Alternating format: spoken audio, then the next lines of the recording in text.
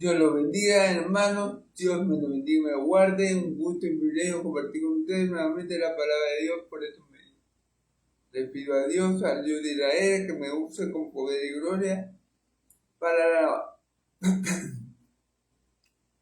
la alabanza de su santo nombre, que sea Él hablando, que sea Él enseñando, que sea Él ministrando, que sea Él consolando, que sea Él enseñando a través de sus palabras que salga de mi boca, y que sea Él sobre todas las cosas dando vida y vida eterna por medio de su Evangelio, que es en Cristo Jesús, Señor nuestro y Dios nuestro. Amén. Entonces que sea Dios glorificándose en este tiempo. Amén. Bueno, vamos a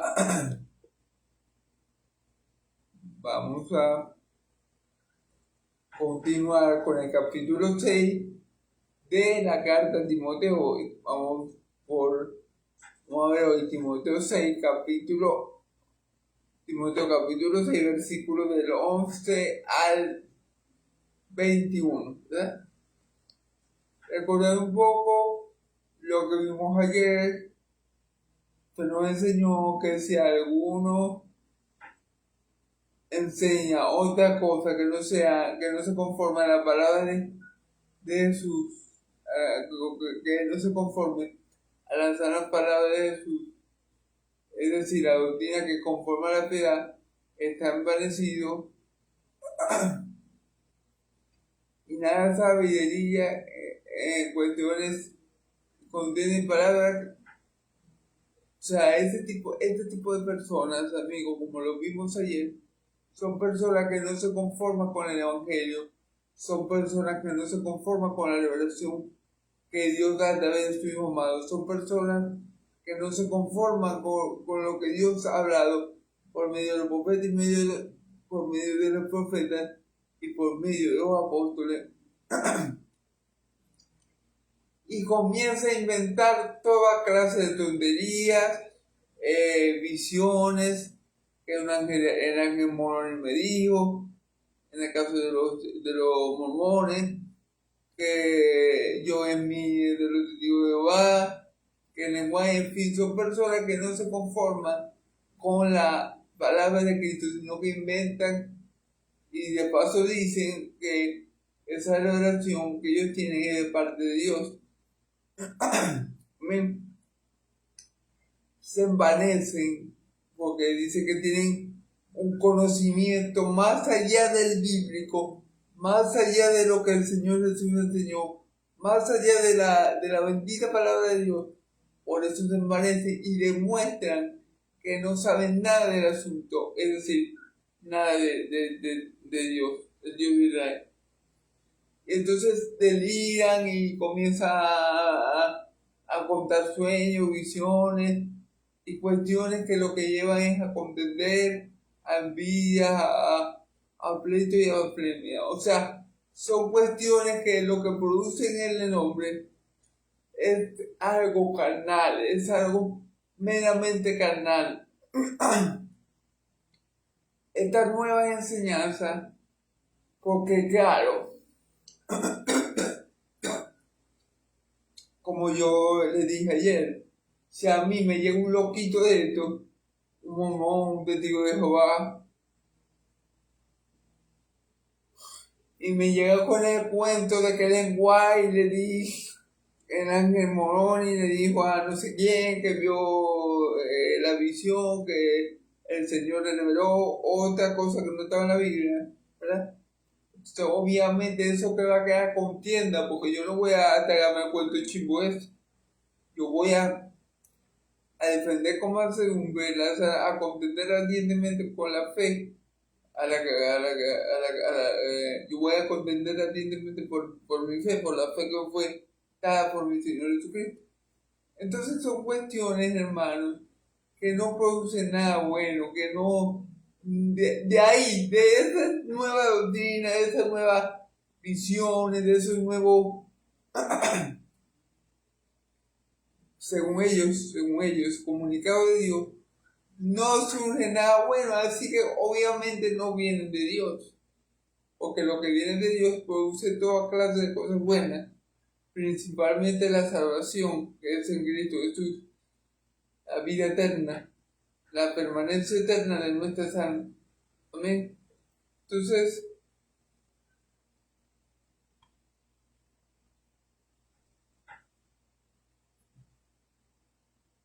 aquí también podemos meter en el paquete no solamente a los mormones, a los testigos de Jehová, sino también a los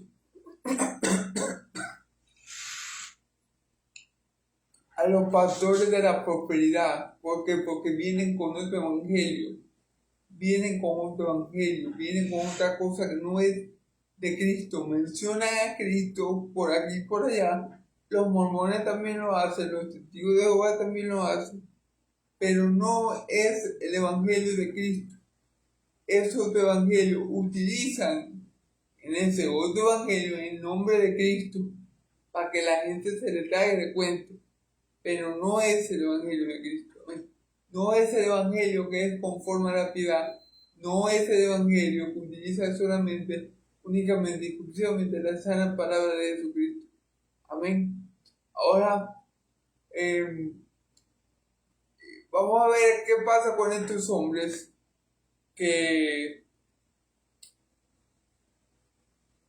Vamos a ver las características de estos hombres. Dice que son hombres corruptos de entendimiento y privados de la verdad. Corruptos de entendimiento y privados de la verdad. Ya ahí, hermanos, sabemos que Dios no está con ellos. Porque si un hombre está corrupto de entendimiento, cuando Dios viene a su vida, Dios lo restaura, Dios lo hace de nuevo. Si un hombre está sin entendimiento, cuando Dios viene a su vida, que le da luz a su mente y sabiduría divina. Así que podemos asumir que ellos, si están con luz de entendimiento y privados de la verdad, no están con Dios. No son de Dios, ni lo conocen. Amén. Entonces dicen que estos hombres son los que toman la piedad como fuente de ganancia. Y Pablo le aconseja a Timoteo que se aparte de ellos. Estos hombres corruptos de entendimiento, estos hombres que quieren saber más que la Biblia, estos hombres que no se conforman con las sanas palabras del Señor Jesucristo, estos hombres que no tienen el Evangelio que es conforme a la piedad, estos hombres son corruptos sin entendimiento y sin la verdad. Entonces, no son hombres de Dios. Amén. Y por no ser hombres de Dios, ¿verdad? Toman el Evangelio, toman la piedad, ¿verdad? Para enriquecerse o como fuente de ganancia. Por eso que yo aquí ayer metí a los del Evangelio de la prosperidad, que son los más propensos o son los que más toman el Evangelio como fuente de ganancia económica. ¿Y qué le dice Pablo? De los tales, apártate. ¿Por qué? Porque ellos van a acabar en destrucción y perdición. Porque la raíz de todos los males es el amor al dinero, por lo cual algunos se extravieron de la fe y fueron traspasados por mucho dolor. Voy a dejar el resumen hasta aquí para no hacerlo tan extenso. ¿Amén? Puede que yo hablo mucho y bueno. Si quieren ver el video completo acerca de estas cuestiones, en mi perfil de Facebook y en mi canal de YouTube, en donde ellos lo pueden encontrar. Yo le puse a la enseñanza de ayer el gran peligro del dinero. ¿Amén? Del amor al dinero. Amén. Amén. Bueno. Vamos entonces a comenzar. Vamos a leer la palabra de Dios en 1 Timoteo capítulo 6, versículo 11 al 16 primero y después seguimos hasta el final. ¿Ok? pues seguimos hasta el final. ¿Ven? Un momento. Ok. Ya hoy con el favor de Dios terminamos Dios mediante la primera carta de Timoteo. Y mañana comenzamos la segunda, si Dios quiere y me lo permite. Amén. Bueno, comenzamos. Leemos en el nombre del Padre, del Hijo y del Espíritu Santo. Mas tú, hombre de Dios, usa estas cosas y sigue la justicia, la piedad, la fe,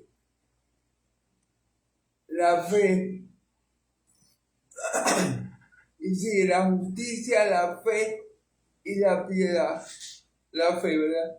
El amor, la paciencia, la mansedumbre. Pelea la buena batalla de la fe, echa mano de la vida eterna a la cual fuiste llamado. Habiendo hecho la buena profesión delante de muchos testigos, te mando delante de Dios que da vida a todas las cosas, y de Jesucristo que dio el testimonio de la buena profesión delante de Poncio Pilato, que guardes el mandamiento sin mácula y sin imperfección hasta la aparición de nuestro Señor Jesucristo, el cual la cual a su tiempo mostrará al bienaventurado y solo soberano, Rey de Reyes y Señor de Señores, el único que tiene vida inmortal, el único que tiene inmortalidad, que habita en la luz indestructible, a quien ninguno de los hombres ha visto ni puede ver, al cual sea la honra, el imperio, sempiterno. Amén. Bueno, como siempre, vamos a interpretar primero estos versículos, luego leemos e interpretamos lo que falta. Amén. En el nombre poderoso de Jesús, que el Espíritu Santo me ayude en esta obra, que yo sé que es imposible, que yo con mi conocimiento y con mi propia sabiduría la lleve a cabo. Amén. Que el Espíritu Santo me guíe, como siempre lo ha hecho y hará para la gloria del Padre y del Hijo. Amén. Mas tú, hombre, huye de estas cosas. Timoteo, aquí Pablo, quiero que entienda, Pablo le está diciendo a Timoteo, tú no eres como esos que van a perderse y que van a destrucción por el amor al dinero. No. Tú eres otra clase de gente. Tú eres del pueblo escogido de Dios. Y le dice, tú eres Timoteo, tú eres un hombre de Dios. Mas tú, hombre de Dios. Eso se lo dice Pablo a Timoteo. Timoteo, tú eres diferente a esa gente que no tiene entendimiento, que no tiene la verdad, que son, que se envanecieron, que son corruptos. Tú eres otra clase. Tú eres un hombre de Dios. Tú que me escuchas, eres un hombre de Dios. Por fe lo digo. Si tú eres un hombre de Dios, apártate del amor al dinero. No hagas las cosas del Señor para lucrarte, para enriquecerte, porque Él está diciendo que sus hijos, que su pueblo, no son de ese tipo de personas. Somos diferentes, somos especiales, somos distintos a esos hombres corruptos de entendimiento, ¿verdad? Sin verdad en ellos. Vamos a buscar y privados de la verdad. Somos diferentes. Timoteo era otra clase de persona, era otra clase de hombre, era un verdadero hombre de Dios. Por eso le dice aquí, huye de esta cosa. En los versículos anteriores le dice, apártate de los tales. Y aquí comienza diciendo, más tú, hombre de Dios, más tú que eres diferente, más tú que fuiste llamado por Dios al ministerio, más tú que tienes el Espíritu Santo, más tú que eres un verdadero siervo de Dios. Apártate de estas cosas, huye de estas cosas. ¿Y por qué dice huye? En la palabra se utiliza el huir, ¿verdad? De pecados muy graves. Huye de la fornicación, huye de las pasiones vergonzosas. Es una cosa que Dios nos manda huir, amén, a los hombres. Bueno, y en este caso las mujeres también, porque las mujeres a veces también caen en eso. Pero la palabra nos manda a huir de eso, a huir de la fornicación, como lo hizo José cuando la mujer de Potifar se lo quiso prácticamente violar. Porque el pecado sexual es muy autodestructivo. El pecado sexual es terrible, o sea, es muy dañino. No solamente, obviamente, primeramente daña nuestra relación con Dios, pero también tiene el poder de destruir nuestro cuerpo. ¿Amén? Entonces, ahí la palabra dice, huye de las pasiones vergonzosas, huye de la fornicación, en fin. Pero aquí fíjate que le está diciendo Timoteo, está usando la misma palabra, huye de estas cosas. Huye de la avaricia, huye de querer volverte rico con el evangelio, huye de estas cosas. Timoteo, tú eres un hombre de Dios, tú debes huir de estas cosas. Tú debes huir de querer producir ganancias con el evangelio. Tú tienes que huir de querer predicar el evangelio para tener dinero, Timoteo. Tú huyes de esta cosa. ¿Por qué?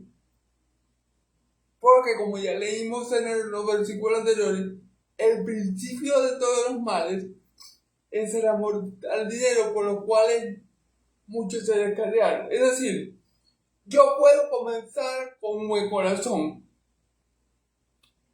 pero lo que yo veo, ¿verdad?, que me cae poco de plata.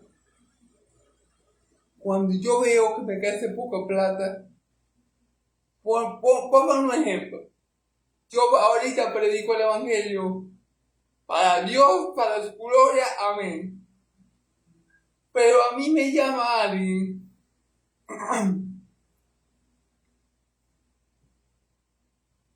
de esto que predican, pongan un ejemplo, que predican el evangelio de la prosperidad. No, Divani, queremos que tú vengas a predicar con nosotros, ¿verdad? Vamos a ponerte, si yo voy, yo corro el riesgo de caer en eso. ¿Por qué?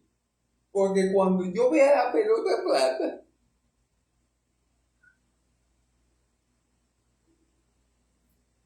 que ellos ganan, yo me puedo ver tentado y puedo caer.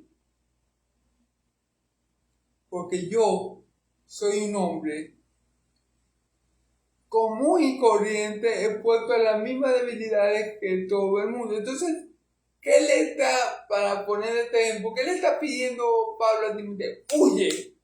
Cuando te inviten a predicar por dinero, o sea, cuando te invitan a predicar, personas que tú sepas que son del evangelio de la prosperidad, no aceptes, no aceptes ni que te ofrezcan $1,000, porque entonces te ofrecen $1,000 y es capaz que yo cambio la predicación, cambio mi doctrina por la de ellos, porque yo sé que la de ellos me llena de los bolsillos, ¿verdad?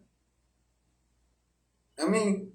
Entonces, estoy poniendo este ejemplo en mí mismo para que vean que nadie está exento de caer, nadie está exento de pecar. Entonces, por eso Timoteo dice, no, Timoteo, vos que soy un hombre diferente, vos que soy un hombre de Dios, aléjate de esta cosa, Timoteo, porque te puedes corromper. O sea, es decir, como le dije ayer, el pecado se pega muy fácil.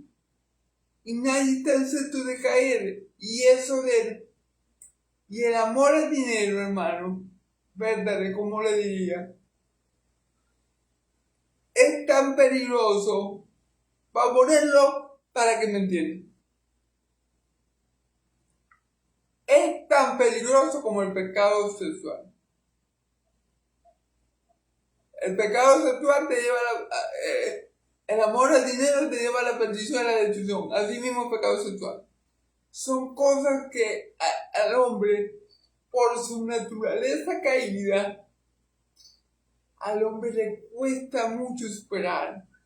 Porque es como yo le digo, imagínense, yo predico y a mí, bueno, solo Dios sabe que Él es el que me mantiene, ¿verdad?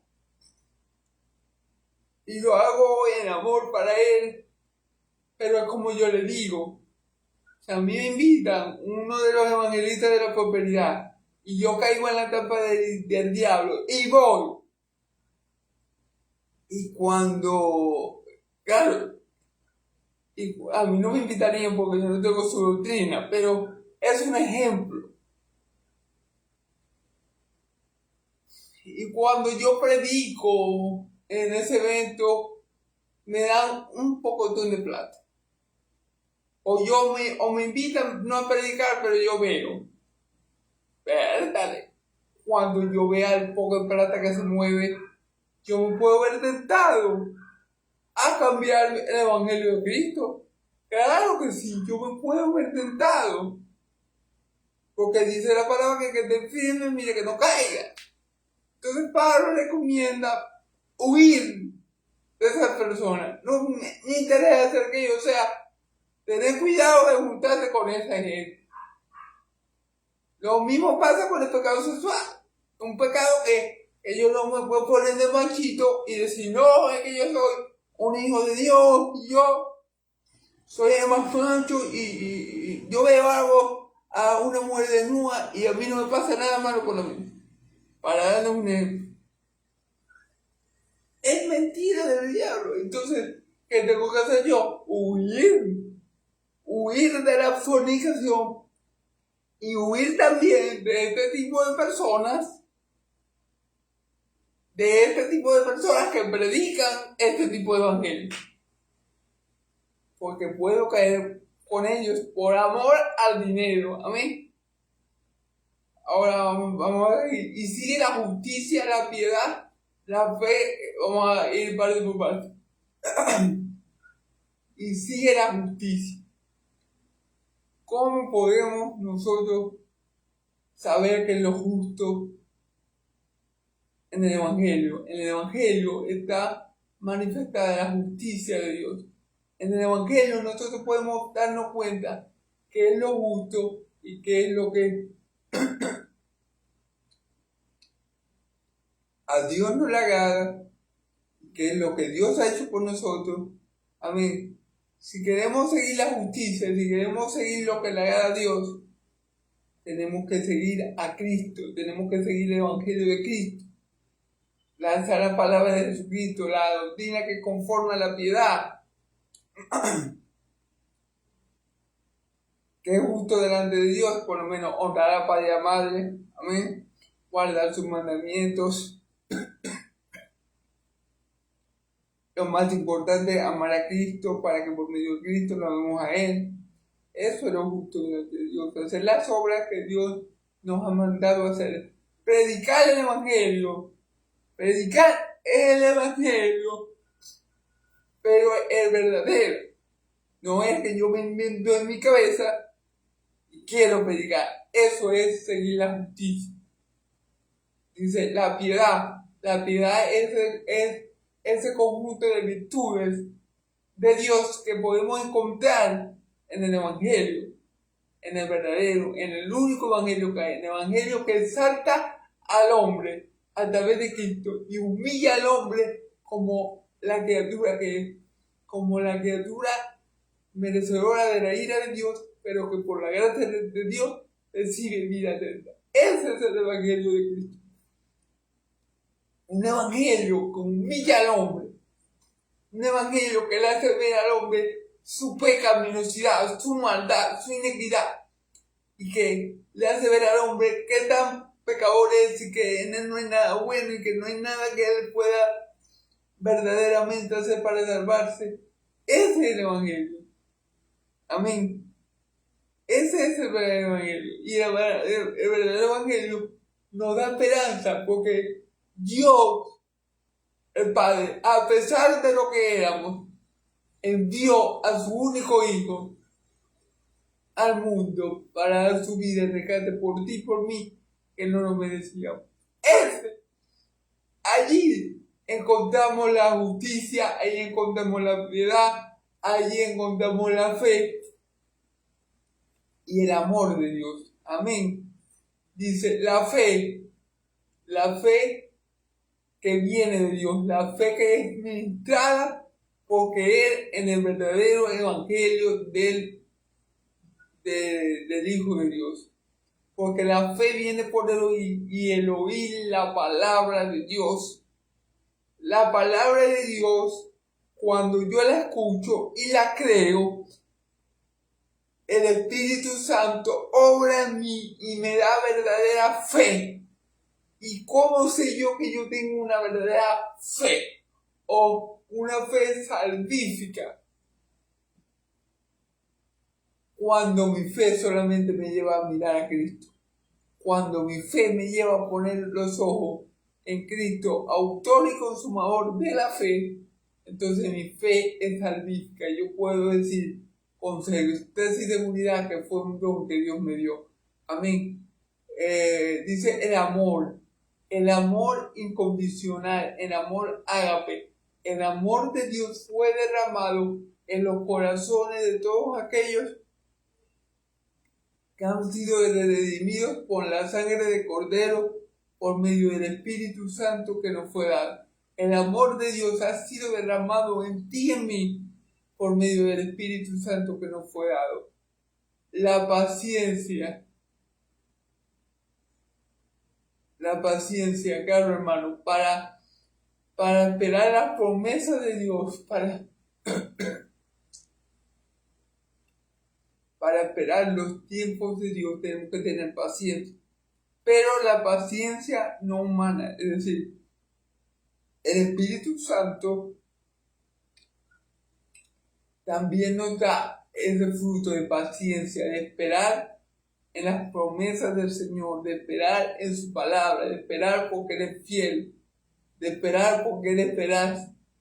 Esa paciencia también nos la da el Espíritu Santo, la mansedumbre, el servicio, el amor al servicio, al ministerio, todo eso. Entonces Pablo dice que un verdadero hombre de Dios huye de esas cosas que condenan a los falsos hombres y que de Dios, que es el amor al dinero, ¿verdad? Y bueno, ya lo que vimos, un verdadero hombre de Dios se aparta de esa cosa y sigue las cosas que habíamos mencionado: la justicia, la piedad, la fe, el amor, la paciencia y la mansedumbre.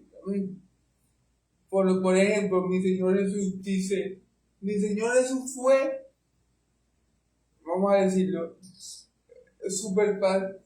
Vamos a ver cada uno de estos atributos de mi Señor Jesús. Él practicaba la justicia, seguía la justicia siempre, porque Él hacía toda la voluntad del Padre. Vamos a ver todos estos atributos. Un momento, vamos a verlo en mi Señor Jesús. Amén. Por ejemplo, mi Señor Jesús seguía siempre la justicia porque Él hacía toda la voluntad del Padre. Tanto era así que mi Padre, que Dios, cuando Cristo, Dios Padre, cuando Dios Hijo es bautizado, dice: este es mi Hijo amado en el cual yo me complazco. Porque Él sabía que Él iba a hacer toda la obra que Él había dado a hacer. Amén. Y cuando Jesús se fue a bautizar, y cuando el bautista le dijo: no, pero que yo necesito ser bautizado por ti, le dijo: tiene que ser así, o debe ser así, para que se cumpla toda justicia. Entonces, la justicia es hacer la voluntad de Dios, todo lo que es bueno, ¿eh? Todo lo que le agrada a Dios. Y mi Señor Jesús, nuestro Señor y Salvador, vivió en la carne, los tiempos de su carne, justamente la piedad. Bueno, Cristo es la máxima expresión de la piedad. Él todo lo que hacía, lo hacía conforme a la piedad. Es decir, él sanaba enfermos, libertaba demonios y hacía toda la obra de Dios conforme a la piedad. Amén. La fe. Obviamente, mi Señor Jesucristo tenía mucha fe en el Padre que nos dio. No, muchísimo. Tanto que él dijo: Padre, yo sé que tú me escuchas. Padre, yo sé que tú me escuchas cuando estaba a punto de revivir a Lázaro. Padre, yo sé que tú me escuchas, porque tú siempre lo has hecho. O sea, no hay un momento, Padre, que tú no me hayas escuchado a mí. Yo te conozco, yo creo en ti, yo sé que tú me escuchas. Pero por causa de esto, es decir, por causa de lo que estaban todos, de todos los que estaban fuera de la tumba de Lázaro, ¿verdad? Entonces él le pidió al Padre, pero él sabía que el Padre siempre lo escuchaba, él tenía fe, y más que fe, la experiencia de que él ya conocía al Padre cara a cara. Amén.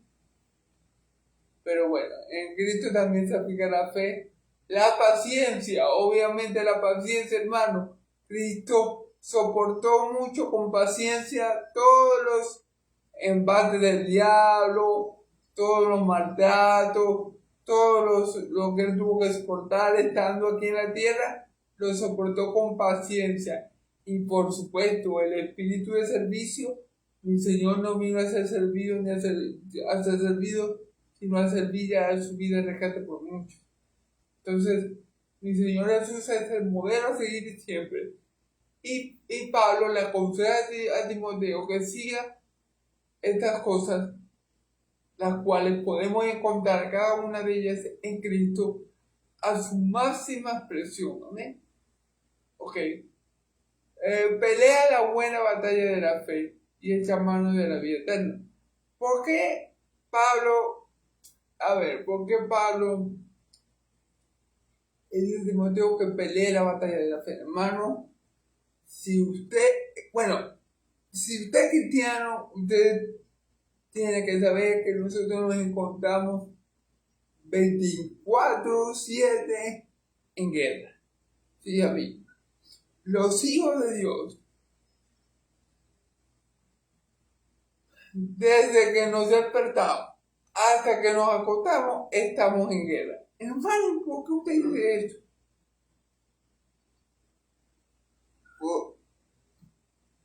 ¿Por qué, hermano, usted dice que estamos 24/7 en guerra?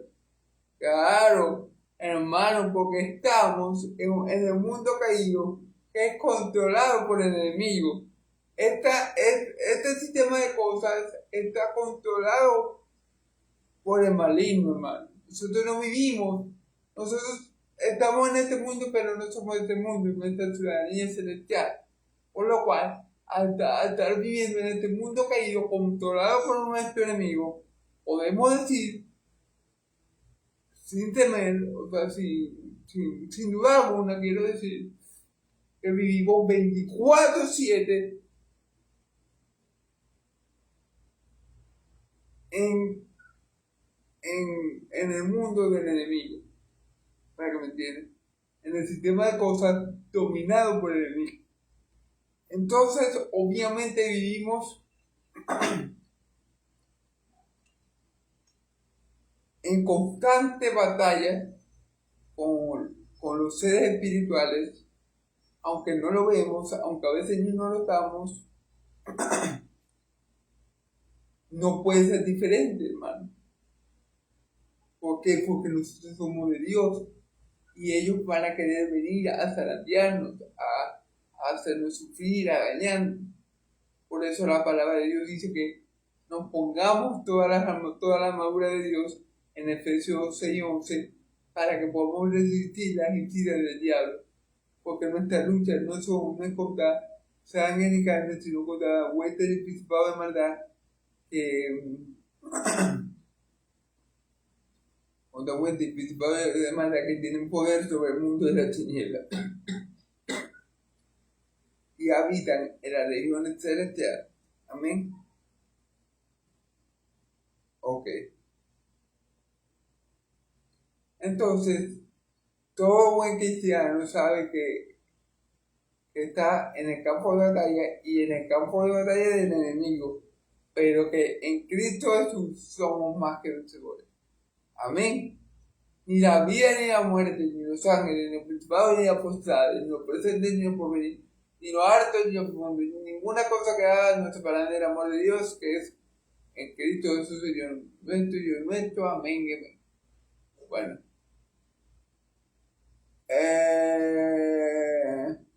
Echa mano de la vida eterna.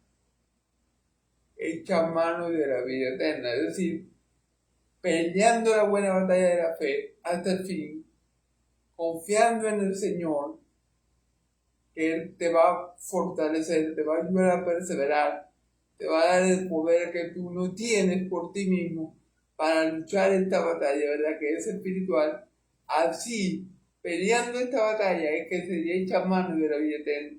El apóstol Pablo dijo: es necesario a través de muchas tribulaciones entrar en el reino de Dios. O sea, el cristiano, el creyente, el verdadero hijo de Dios, no solamente se sienta en el servicio los domingos, una vez a la semana y ya. No. El cristiano, el verdadero hijo de Dios, vive guerreando, vive peleando, vive orando, vive predicando, vive haciendo la obra, vive en batalla, hermano, como quien dice. Y tiene que vivir, obviamente, con la armadura de Dios que ya mencionamos puesta. Porque por no es que vaya a estar peleando y el enemigo va a estar muy tranquilo. ¿Sí me entiende lo que le quiero decir? Entonces, así echamos mano a la vida eterna. Con el poder que Dios nos da, con la unción que Dios nos da, con todo lo que Dios hace por nosotros, es más, con Dios en nosotros y por nosotros, es que nosotros podemos pelear la buena batalla de la fe y echar mano en la vida eterna. Porque nosotros no vamos a vencer esta batalla con nuestra fuerza. No, con la fuerza del Señor, no es con espada ni con ejército, más con su Santo Espíritu. Porque nosotros no vamos a vencer en esta batalla que es espiritual porque somos mejor que los demás y somos menos pecadores que los demás. No, nosotros vamos a vencer en esta batalla porque la sangre del Cordero, la sangre de Cristo nos ha redimido y nos ha limpiado y nos ha salvado. Nosotros no vamos a vencer esta batalla porque somos más fuertes, no. Vamos a vencer esta batalla que es espiritual porque el que está con nosotros y en nosotros es más fuerte que el que tenemos. Y ya lo ha vencido en Cristo. Por eso que nosotros vamos a vencer. Por eso que nosotros vamos a poder echar mano de la vida eterna. No por nuestra propia fuerza, sino por el poder de Dios que mora en nosotros para salvación y para la gloria de Dios. Amén. A la cual así mismo fuiste llamado. Fíjate que dice, a la cual así mismo fuiste llamado. Nosotros fuimos llamados a la vida eterna. Si Dios nos llamó con ese propósito, Dios no nos va a dejar desamparados. Dios va a ser garante de que ese propósito se cumpla en cada uno de nosotros. Que nosotros finalmente podamos tener la vida eterna. Dice la Escritura que es Dios, creo que en Primera de Pedro, que Dios nos guardará con su poder para que por medio de la fe podamos alcanzar la salvación que está preparada para nosotros en los posteros tiempos. O sea, que Dios es que nos va a guardar con su poder para que nosotros al final podamos echar mano de esa vida eterna. Es más, ya nosotros tenemos vida eterna ahorita, en este momento, porque la vida eterna no comienza del otro lado de la eternidad. La vida eterna comienza desde el momento que tú verdaderamente creíste en Cristo y por la fe en Cristo te uniste al Padre. Desde ese momento tú tienes vida eterna. Ya, lo que va a pasar en el tiempo final es que la vamos a tener a plenitud o vamos a poder disfrutar de ella a plenitud. Pero desde el momento que tú confiesas a Cristo como tu Señor y Salvador, ya tienes vida en ti mismo y ya no eres condenado porque ya Cristo te ha pasado de muerte a vida. Amén. Muy importante eso, hermano. Pero a esta vida eterna fuimos llamados. Y si Dios nos llamó, Dios es poderoso para preservarnos, para que nosotros podamos alcanzar ese propósito. Porque ¿con qué propósito fuiste llamado? Tú y yo, con el propósito de ser hechos al hermano del Hijo de Dios, para que Él sea el primero de muchos hermanos. Y a lo que el predestinó, lo llamó a ser hecho a la imagen de su unigénito Hijo. El propósito más grande que Dios tiene contigo y conmigo, según Romanos 8, es que nosotros seamos como Cristo. Es que nosotros seamos como Cristo, porque si somos como Cristo, vamos a poder vivir para siempre con Dios. Vamos a estar en comunión plena y perpetua con Dios Padre para siempre. Y eso es lo que más anhela nuestro Padre, que tengamos esa comunión. Entonces, si Él te llamó para alcanzar la vida eterna, Él, que es poderoso, Él va a salvaguardarte para que tú cumplas ese propósito, ese buen propósito que Él ha escogido para ti y para mí. Amén. Vamos a ver. Habiendo hecho la buena profesión delante de muchos. Te digo, ¿cuál es la buena profesión? ¿Cuál es la buena profesión delante de muchos? La buena profesión es haber predicado el verdadero evangelio, la sana doctrina, el evangelio de Cristo, pero no solamente el haberlo predicado, sino el haber vivido conforme a ese evangelio. Porque yo puedo decir, no, yo soy doctor, mi profesión es doctor, pero resulta y acontece, por ejemplo, que yo me aíro y mato a alguien. Un ejemplo. Yo estoy peleando con alguien y lo mato. Bueno, yo no estoy viviendo conforme a mi profesión, porque si mi profesión es doctor, yo tengo que vivir conforme a esa profesión. Amén. Entonces, ¿cuál es la buena profesión? El predicar bien el evangelio, el ser un hijo de Dios. Y si yo soy un hijo de Dios y predico bien el evangelio, o sea, la sana doctrina, el evangelio de Cristo, ¿qué tengo que hacer para dar una buena profesión? Vivir conforme a ese llamado que yo tengo, vivir conforme a eso que yo predico, vivir conforme a eso que yo creo. Así doy testimonio de la buena profesión. Amén. Así es que se da testimonio de la buena profesión. Si yo creo en el evangelio, yo lo predico como es, yo sé la sana doctrina. Bueno, eso es parte, pero también la otra parte es que yo tengo que vivir conforme a ese evangelio que yo predico para poder tener la buena profesión que Pablo le dice aquí a Timoteo. Dice, habiendo hecho la buena profesión delante de muchos testigos, ¿verdad? Te mando delante de Dios que da vida a todas las cosas. O sea, esto es un mandato que Pablo le hace a Timoteo delante de Dios, es decir, un mandato solemne, algo importante que Pablo quiere que Timoteo cumpla, ¿ves? Que da vida a todas las cosas y de Jesucristo, que dio testimonio de la buena profesión. Fíjense que dice aquí que Jesucristo dio testimonio de la buena profesión, claro, porque Jesucristo no era un hipócrita. Jesucristo predicaba y vivía, predicaba y vivía. Él no hacía nada que él no hubiera dicho. Él no se contradecía con sus actos, sino que sus actos respaldaban siempre el mensaje que él venía proclamando. Y así es que uno puede dar testimonio de la buena profesión. Dice aquí, de la buena profesión delante dice, delante de Dios que da vida a todas las cosas, y de Jesucristo que dio testimonio de buena profesión delante de Pilato, delante de Poncio Pilato.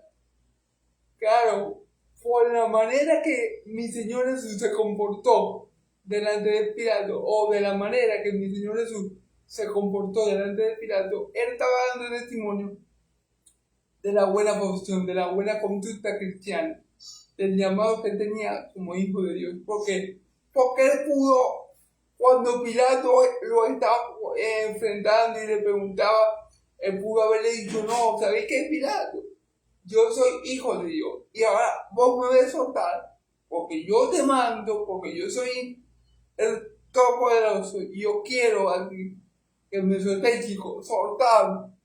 Mi Señor Jesús pudo haberse librado de eso fácilmente. Es más, si él hubiera querido, ni siquiera lo hubiera arrestado. Pero él dio testimonio de la buena profesión. Dios lo envió a salvar a su pueblo de sus pecados. Y por esa misión que Dios le dio, entonces él se dejó golpear, él se dejó clavar en una cruz, él se dejó poner una corona de espinas, él se dejó malograr por personas impías, malvadas, por hijos del diablo. Él aguantó que lo juzgaran en un juzgado humano, pecaminoso como el de Pilato. Todo eso, él lo hizo y dio testimonio de la buena profesión. ¿Cuál era la profesión que Cristo vino a hacer? Podemos decir que la de Salvador o la de Mesías. Entonces él se comportó como un Salvador. Si nosotros somos hijos de Dios y queremos dar testimonio de eso, tenemos que comportarnos como hijos de Dios. Como mi Señor Jesús se comportó como un hijo de Dios. Amén. Así nosotros podemos dar testimonio de la buena profesión a la que fuimos llamados. Amén. Que guardes el mandamiento sin mácula ni reprensión hasta la aparición de nuestro Señor Jesucristo.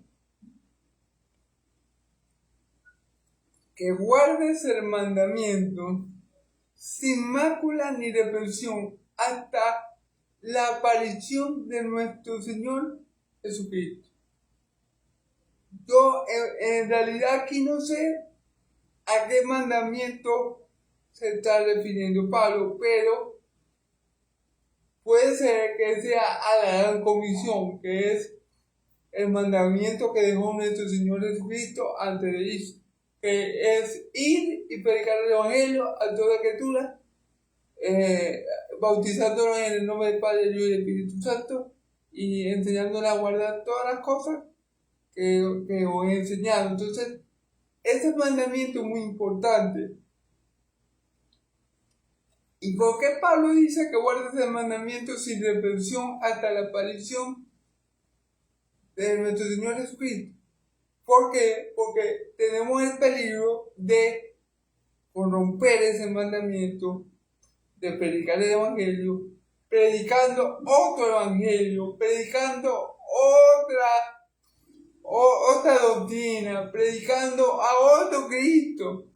Porque ese es el problema, que como ya leímos, no nos conformamos con la sana doctrina, no nos conformamos con la palabra de Dios y comenzamos a inventar cosas, a divagar, a querer plata.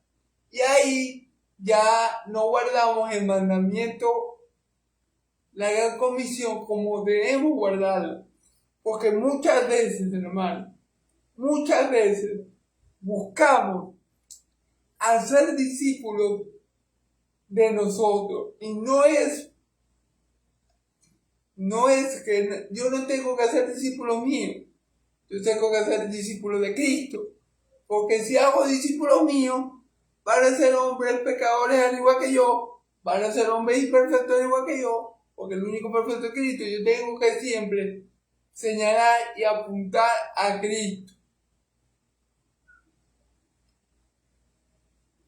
Entonces, para guardar este mandamiento sin mácula, yo tengo que predicar ¿qué? El Evangelio de Cristo Porque como dice mi Señor Jesucristo, todo lo que el Padre, todo mandamiento de Dios es para vida eterna. Cuando tú le cambias algo al Evangelio, porque tú quieres ganar dinero, ganar plata, ser famoso y bueno, vivir happy, ya ese no es el Evangelio de Cristo, ya ahí no hay poder de Dios, ya ahí no hay nada. Ya ahí lo que hay es un hombre, como leímos anteriormente, ya ahí lo que hay es un hombre sin entendimiento, corrupto de entendimiento y sin la verdad en él. Y ya vimos el final de esos hombres no es nada bonito, por lo cual Pablo dice a Timoteo, apártate de ellos. Timoteo, huye de esas cosas, porque tú eres un hombre de Dios, y los hombres de Dios siguen estas cosas, las que ya vimos, amén. Y los hombres de Dios dan testimonio de la buena profesión, así como Poncio Pilato, así como Cristo dio testimonio de la buena profesión, que ya lo explicamos delante de Poncio Pilato, amén. Entonces, seguimos. Ok. Hasta la aparición de nuestro Señor Jesucristo. Esta parte es importante. Hasta la aparición, que guardes el mandamiento sin mácula, hasta la aparición de nuestro Salvador Jesucristo. Esto es importante, porque ¿qué quiere decir esto? Que Cristo vuelve. De que vuelve. Ahora, yo no les puedo decir la fecha ni la hora del día, porque eso nadie lo sabe. Ni los ángeles del cielo, ni el Hijo, solamente el Padre. Le compete es saber y conocer los tiempos que Él ha puesto bajo su sola voluntad. Y yo siempre les he dicho desde mis videos que si ustedes quieren ver o detectar fácilmente a un falso profeta, lo único que tienen que hacer es esperar que Él le dé fecha de la venida de Cristo. Cualquiera que dé fecha de la venida de Cristo es un falso profeta. Es más, cualquiera que diga algo en el nombre del Dios de Israel y ese algo no se cumpla, ese es un falso profeta. Ejemplo, no, en el 2025 se va a acabar el mundo. En el 2025, el 21 de diciembre se va a acabar el mundo. Porque casualmente los mayas la tienen ahora conmigo, porque resulta que el mundo siempre se va a acabar el 21 de diciembre. En 2012 supuestamente se iba a acabar en el 21 de diciembre, el día de mi cumpleaños, y bueno. Pero sí, ¿qué pasó con los mayas? ¿Se cumplió lo que ellos dijeron? No. Los mayas son falsos profetas. Así ustedes pueden detectar fácilmente al falso profeta. No, que Dios me dijo, que Dios me dijo esto, que Dios me dijo aquello. Si Él dice Dios me dijo y eso no se cumple, esta persona es un falso profeta. No le hagan caso, no le tengan miedo y que den gloria a Dios que no estamos en el Antiguo Testamento, porque en el Antiguo Testamento se apedreaba a los falsos profetas. ¿Ven? Entonces, de que Cristo viene por su iglesia, viene por su pueblo, viene a establecer su reino, viene a vengarse también de los moradores de la tierra por la sangre de sus mártires. Él viene a hacer justicia y a establecer un gobierno teocrático donde el único gobernante supremo y para siempre será el Dios suyo, el Dios nuestro, ¿me? La cual a su tiempo mostrará al bienaventurado y solo soberano Rey de reyes y señores de señores. Claro, cuando Cristo venga, porque ¿qué pasa? Que Cristo vino la primera vez como cordero para ser inmolado, como siervo para servir y dar su vida de rescate por mucho. Pero ha de venir por segunda vez, ya no como siervo, ya no como un hombre, sino como Dios, como Rey de Reyes y Señor de Señores, con gran poder y gloria, a dominar a las naciones, a decir, se acabó esto, aquí mando yo, y a hacer cesar todas las guerras y a establecer su reino de justicia para siempre. Amén. Entonces, por eso es que cuando venga Cristo se va a manifestar, pero por segunda vez, pero ahora diferente, porque se va a manifestar en gloria, en poder, en majestad, en dominio, ¿entiendes? No va a ser como la primera venida que vino a ser humillado, a ser blasfemado, pero para hacer la voluntad de Dios. No, ahora va a ir como todo un rey, con gran gloria y esplendor, a establecer su voluntad y establecer justicia sobre la nación.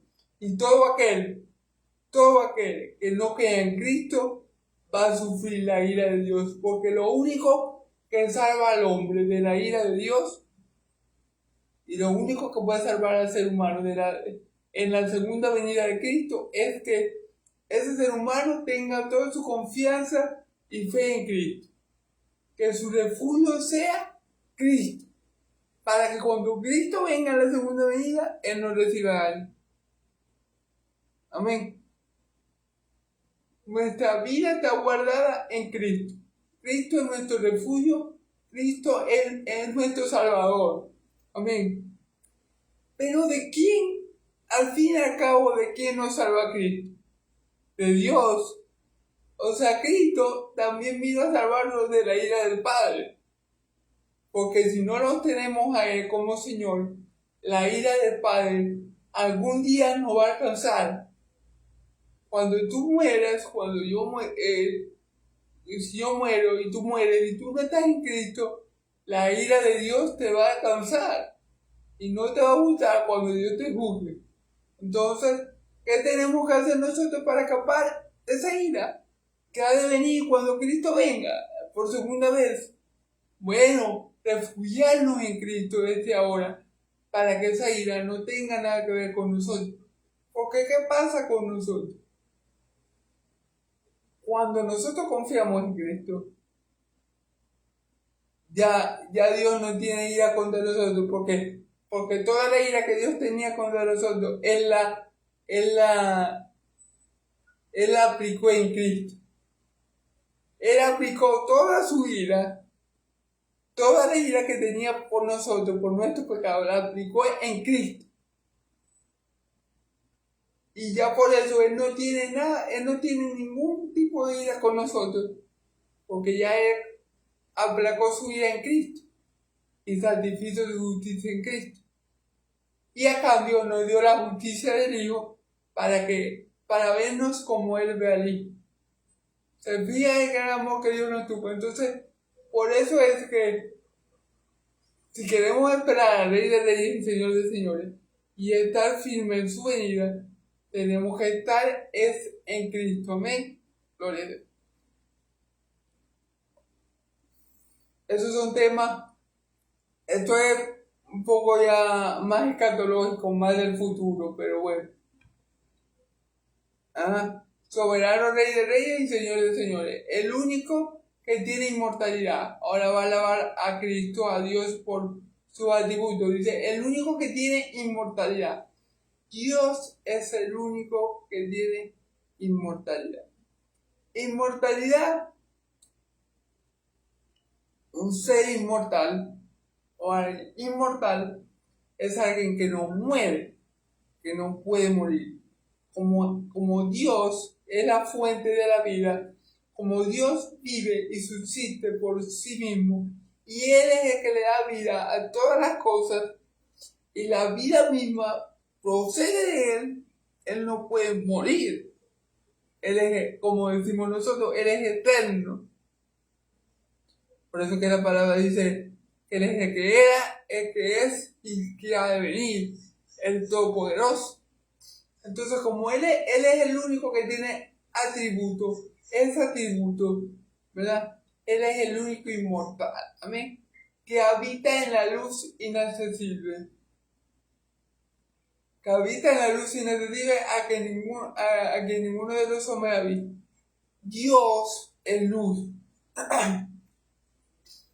Él habita en su reino, en el reino de los cielos. El reino de los cielos no tiene sol, ni noche, ni sol ni luna. ¿Por qué? Porque Dios está allí.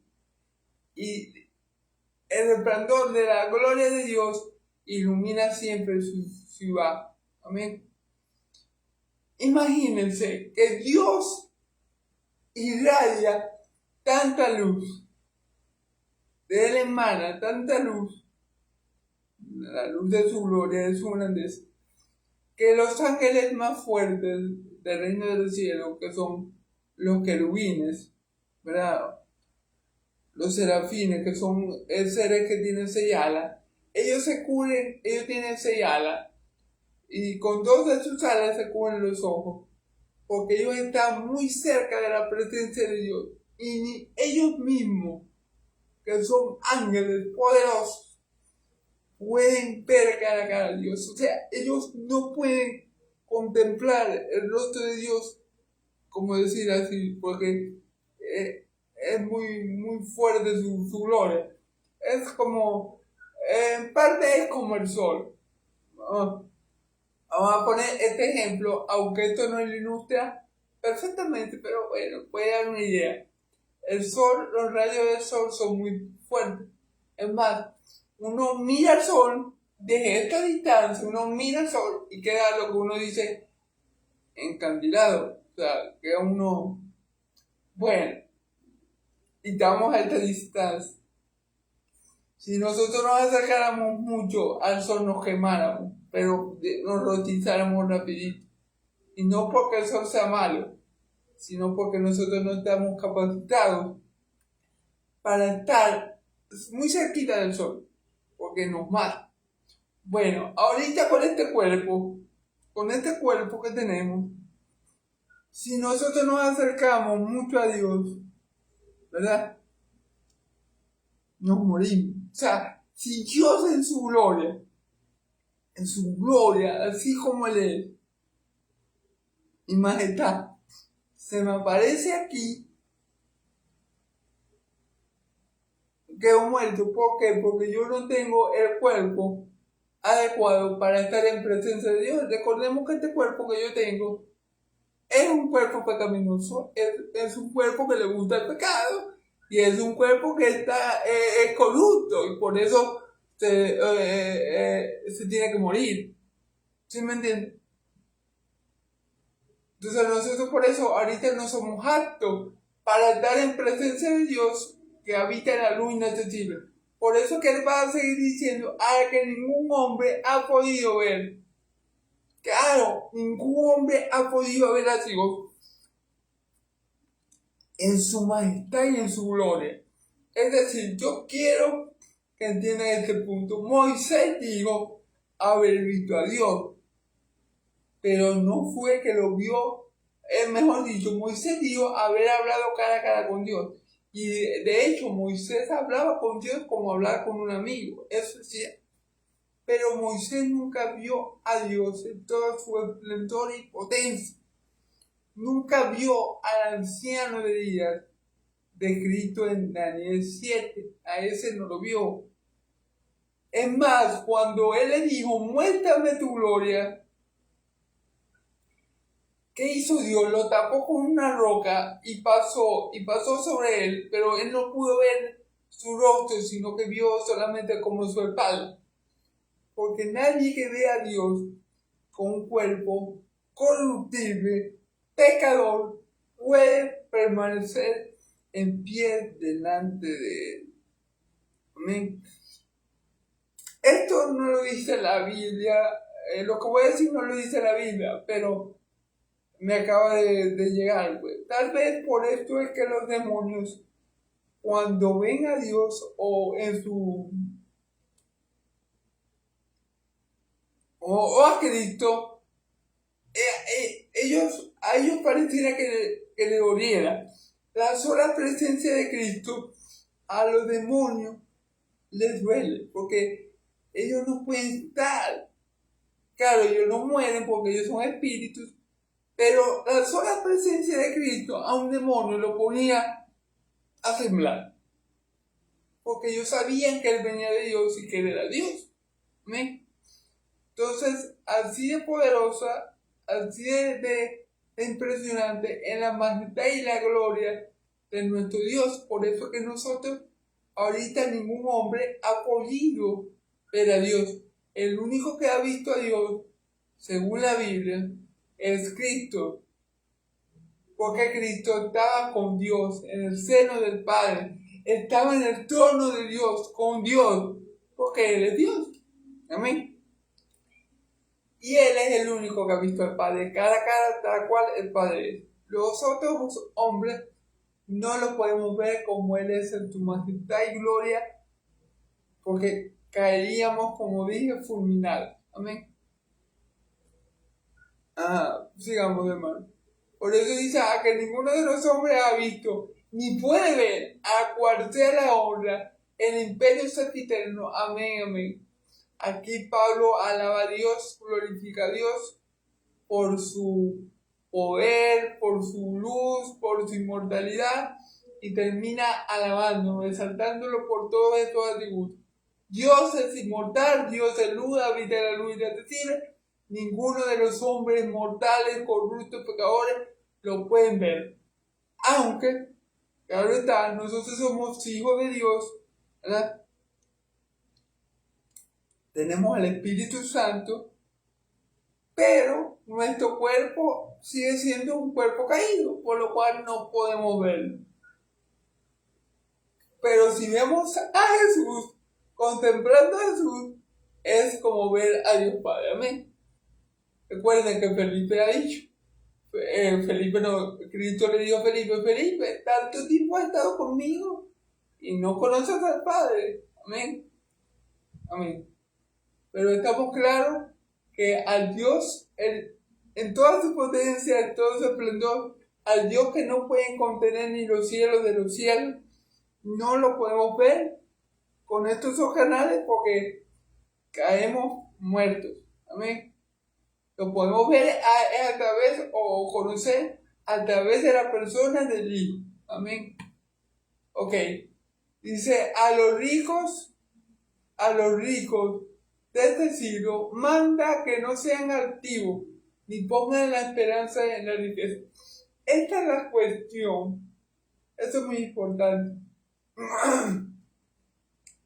A los ricos de este siglo, mandan a que no sean altivos, ni pongan la esperanza en la riqueza. ¿Se acuerdan cuando el joven rico llegó a preguntarle a mi Señor Jesús qué tenía que hacer para la vida eterna? Y él le dijo, bueno, guarda los mandamientos. Sí, Señor, ya eso yo lo he hecho desde mi juventud. ¿Qué más puedo hacer? Dice el rico.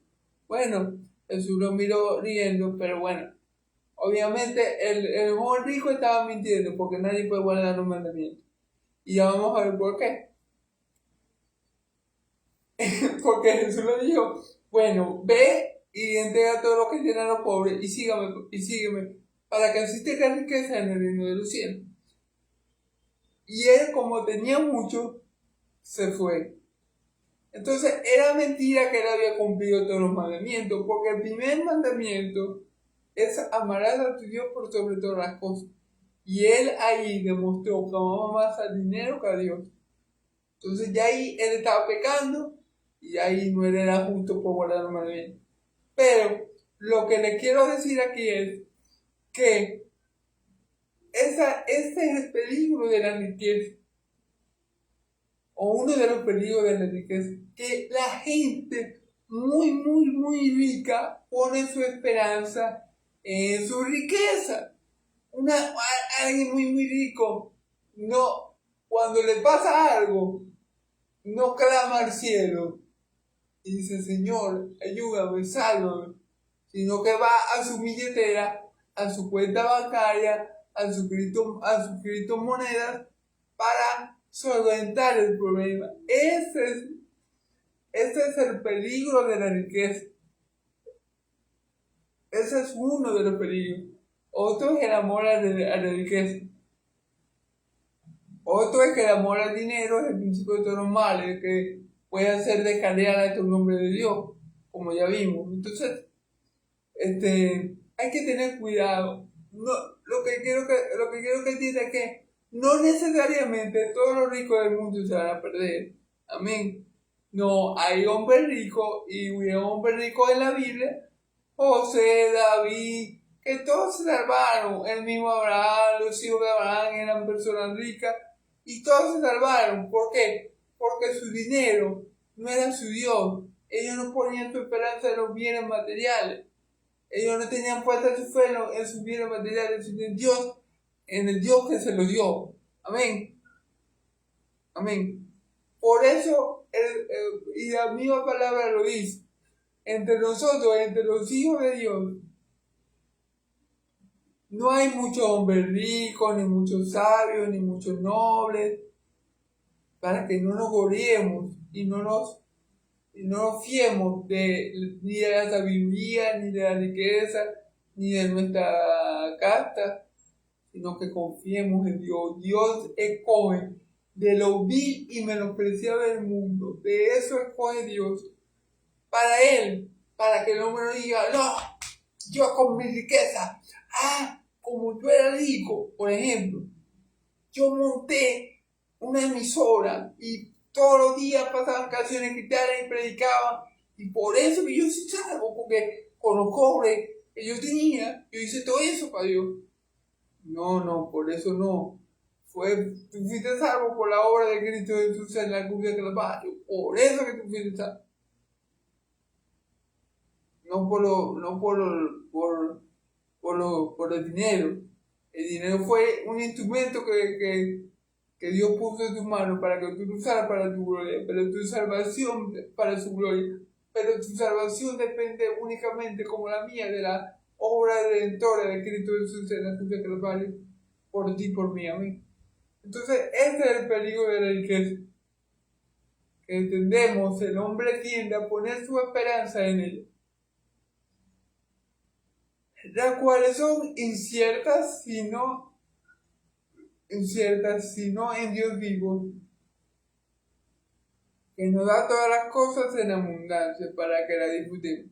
Vamos a ver en la riqueza, las cuales son inciertas sino en Dios vivo, que nos da todas las cosas en abundancia. Amén.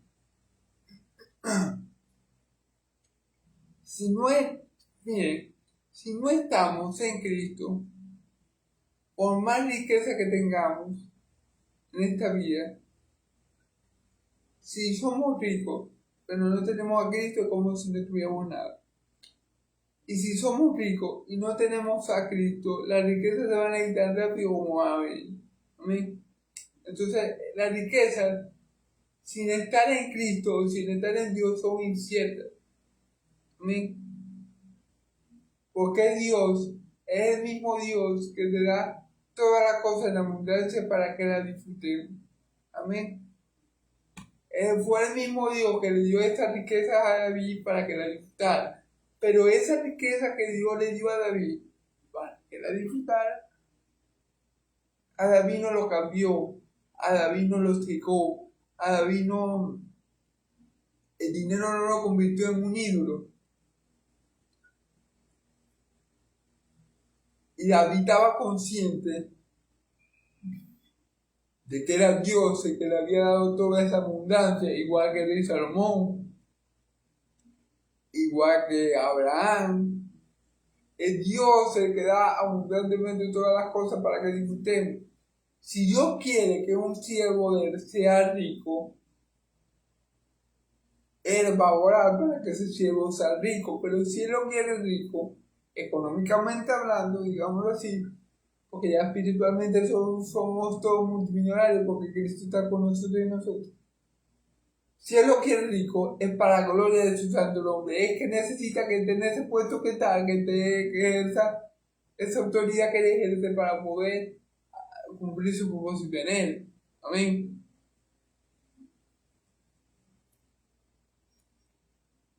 Que hagan bien, que sean ricos en buenas obras. Fíjense bien.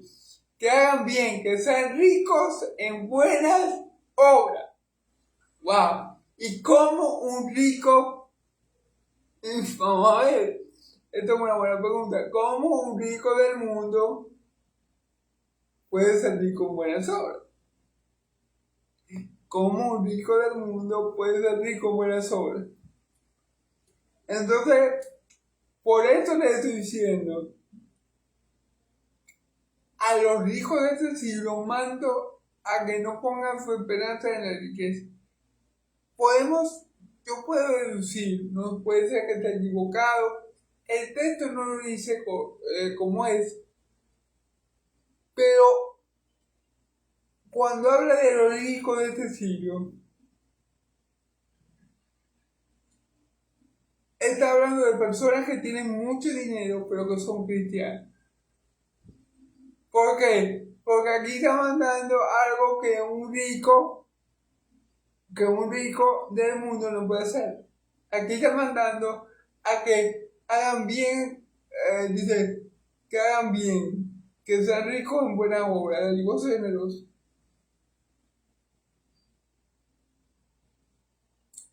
Esto los ricos del mundo no lo pueden lograr. ¿Por qué? Porque toda buena obra, escuchen bien, toda buena obra debe tener como fuente o como objetivo primario el glorificar a Dios. Sí, toda buena obra debe tener como fuente o objetivo primario glorificar a Dios. Le voy a poner un ejemplo.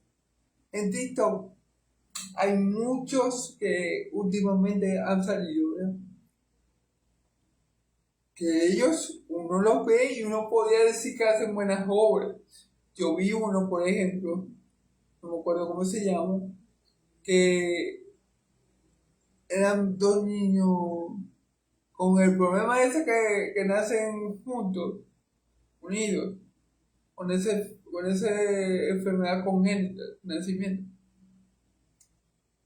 Y él le hace unos obsequios, él le dice, bueno, si me sigues en tal red social, te voy a dar el obsequio. Ok. Pero esa obra no la podemos llamar una buena obra. ¿Por qué? Porque él no está glorificando a Dios con eso. Es más, es lo que quiere ganar seguidores y vistas con lo que él hace. Porque si no, ponga que no quisiera, ponga que como no es cristiano no busca la gloria de Dios. Pero si quisiera por lo menos hacer una obra de misericordia y de verdadera caridad, no lo haría con cámaras siguiendo. No. ¿Me entienden lo que le quiero decir? Entonces, podemos concluir que aquí, ahora me estoy dando cuenta, que a los ricos de este siglo se refiere a los ricos cristianos.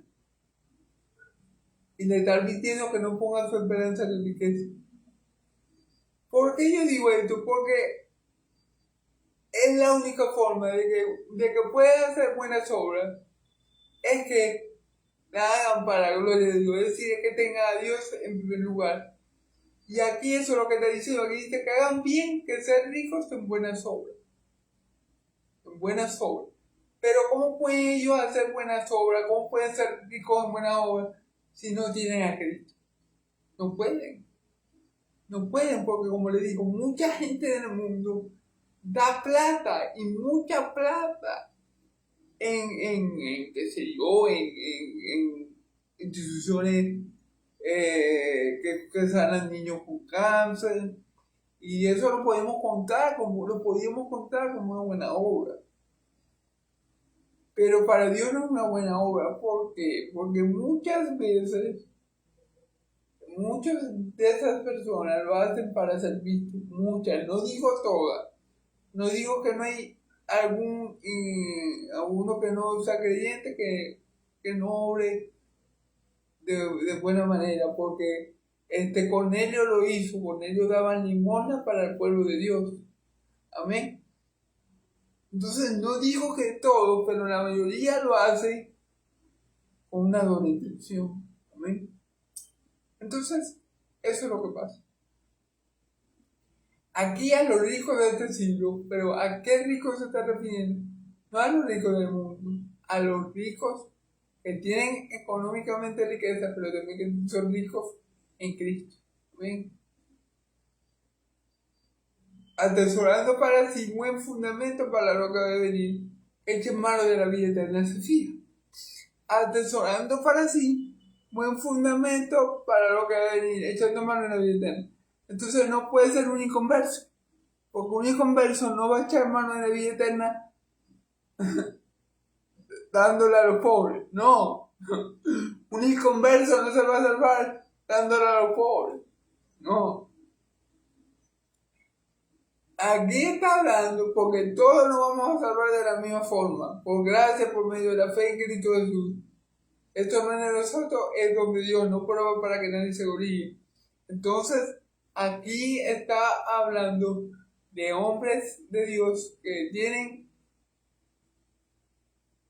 buena economía, que son ricos económicamente, pero obviamente si tienen a Cristo también son ricos espiritualmente.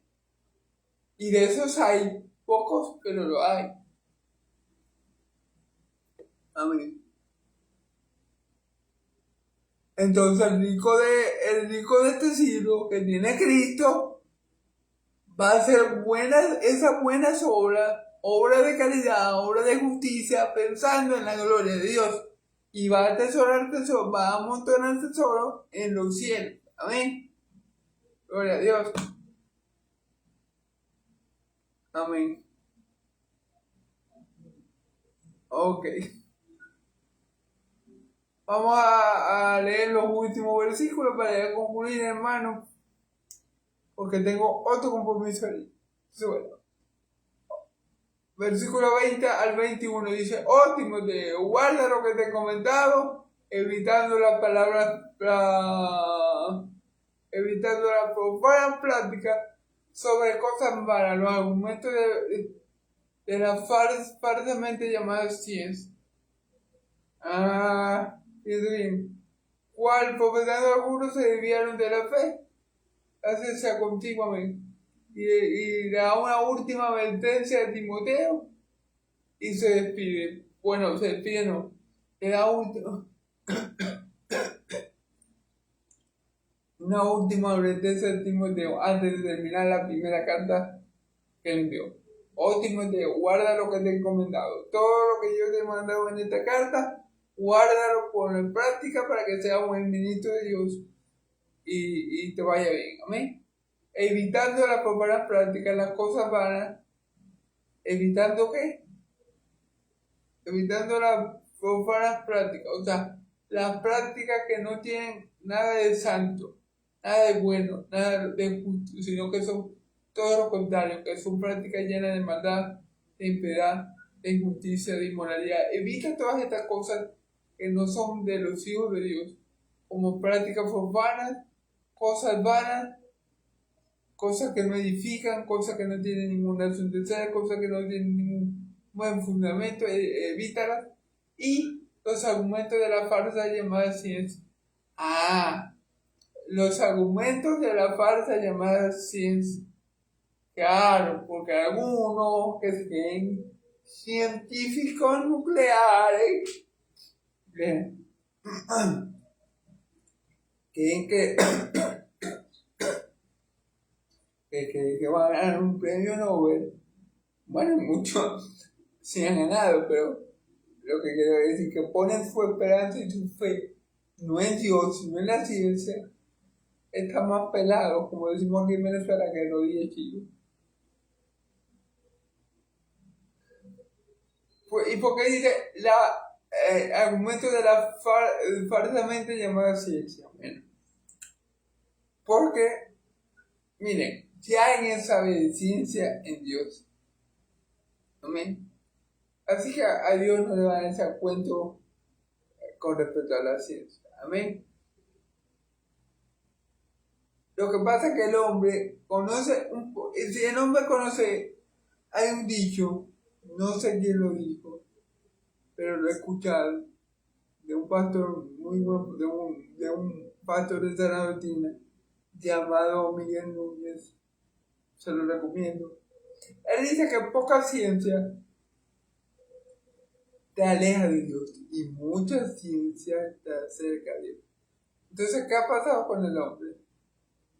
Que a veces el hombre conoce un poquito de ciencia y ya se cree Albert Einstein, no sé cómo se pronuncia, y se aparta de Dios. Pero el verdadero hombre de ciencia, el que ha profundizado lo que Dios le ha permitido profundizar, no puede negar que hay un Dios. Amén. Entonces, la cual profesaron algunos, se desviaron de la fe, la gracia está contigo. Por causa de la falsamente llamada ciencia, algunos se desviaron de la fe, la gracia está contigo. Entonces, no le dejo oído a Timoteo, tampoco a eso que se dice científico. Ese es el problema. Que ellos conocen un poquito de ciencia y ya sé que es científico. Y ese poquito de ciencia que ellos tienen es para tu perdición porque los lleva a perder, los desvía de la fe. Por eso es que las palabras del pastor Miguel Núñez son certeras. Un poco de ciencia te aleja de Dios. Mucha ciencia te acerca a Dios. Amén. Timoteo, aléjate de esa gente que es científico y no lo son, y que por lo poquito de ciencia que ellos saben se desviaron de la fe. De eso aléjate, Timoteo. La gracia sea contigo. Amén. Amén. Gloria a Dios. Entonces, bueno, terminamos por el día de hoy, hermanos. Espero que les sea de mucha edificación este contenido. Apóyenme con un like, con una manito arriba. Oren mucho por mí para que yo me siga fortaleciendo para poder seguir haciendo este trabajo con amor porque lo hago para él y no para los hombres. Y bueno, como siempre les digo, que la paz de Dios, el Dios de Israel, y la gracia de mi Señor Jesucristo sea con todo su pueblo santo. Amén y amén. Que el Dios de Israel los bendiga y los guarde. Que el Dios de Israel haga resplandecer su rostro de ustedes. Que el Dios de Israel alce su rostro de ustedes y pongan ustedes paz. Que la paz del Dios de Israel y la gracia de mi Señor Jesucristo sea con todo el pueblo santo y el pueblo de Dios dice. Amén y amén. Dios me lo bendiga y me lo guarde. En el nombre de Jesús, el Cristo. Amén. Amén.